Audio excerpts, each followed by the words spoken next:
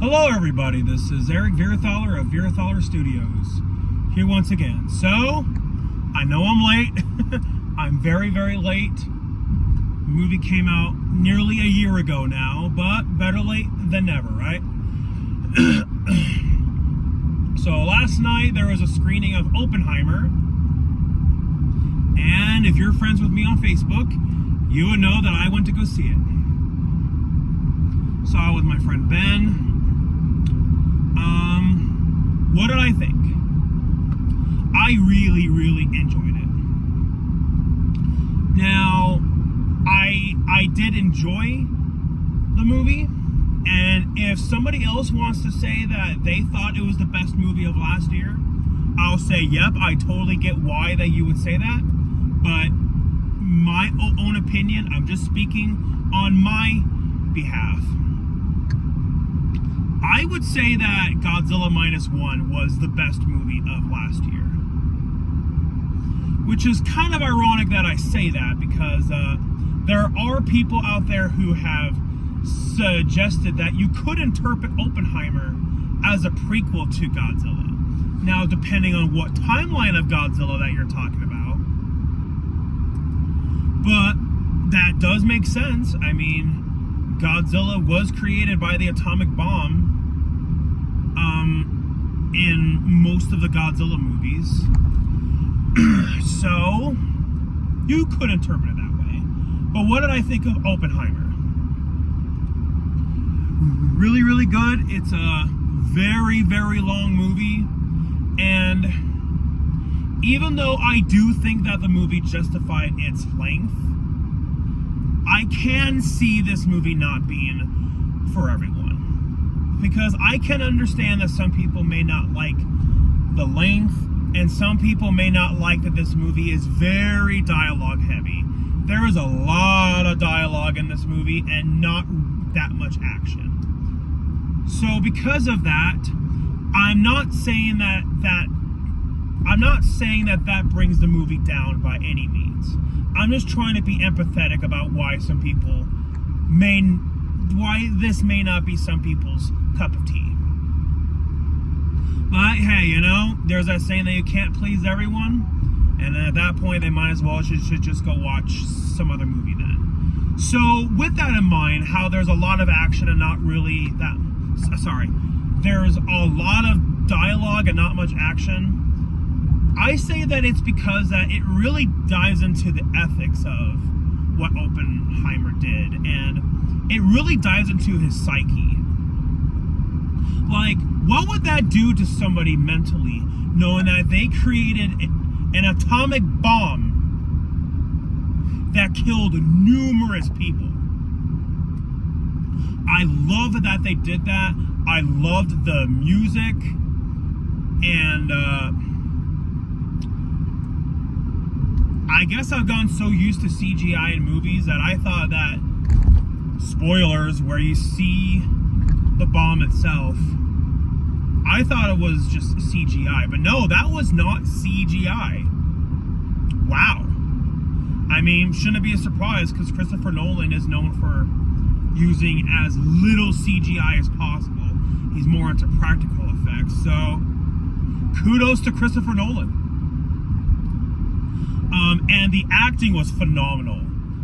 Especially from Cillian Murphy. I know that there's people who pronounce that as Killian Murphy or Cillian Murphy. Let me know in the comments down below how I'm supposed to pronounce that. But man, his performance was excellent. I really hope that, I really hope that he wins some sort of award for his performance. What I also loved, even just looking at his eyes, said so much about what his character was feeling. And it also helps that Cillian Murphy actually kind of does look like the real Robert Oppenheimer. So yeah, but yeah, if you haven't seen the movie, I definitely recommend that you see it. It's definitely not a movie for everyone. But yeah, a very thought-provoking movie. It's a very intellectual movie. And yeah, every single one of Christopher Nolan's movies are like that.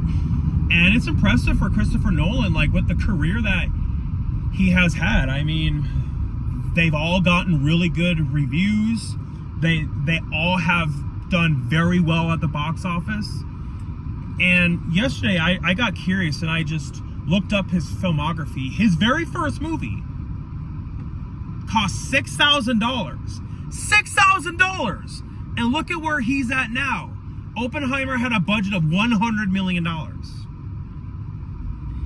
And it's impressive that Oppenheimer made that much money at the box office, considering that most R-rated movies don't make as much money as Oppenheimer did.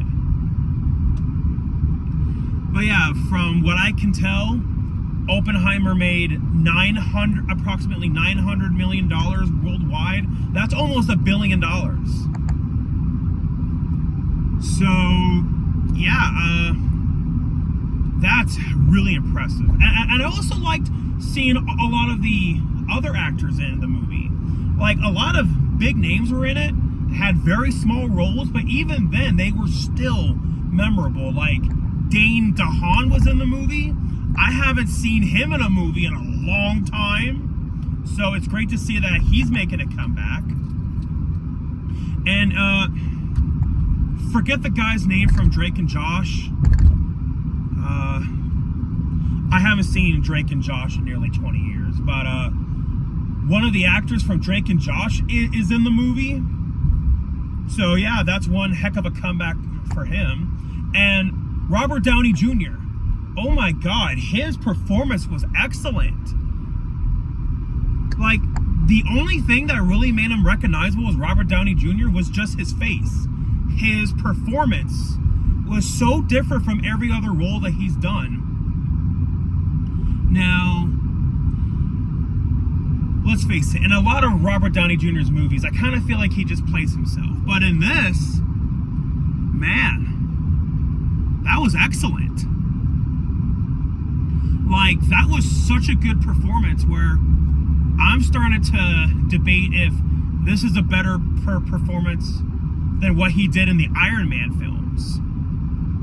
And that's saying a lot, because Iron Man is really what helped get his name out there. So yeah, a very, very good movie. I won't say it's the best movie I saw last year. It's not to dog on the movie. And of course, I gotta mention that Barbie was released the exact same day, which most movies would, most film studios would not do that. Release their movie on the same day as another big name movie, but hey, it ended up being really good marketing. It ended up becoming a worldwide, a pop culture event where two completely different movies were released on the exact same day. So, you know, I've lived through COVID, I've lived through 9/11, I've lived through a lot of things, and I can also now claim I lived through Barbenheimer. So thank you all for watching. You all take care. Bye-bye now.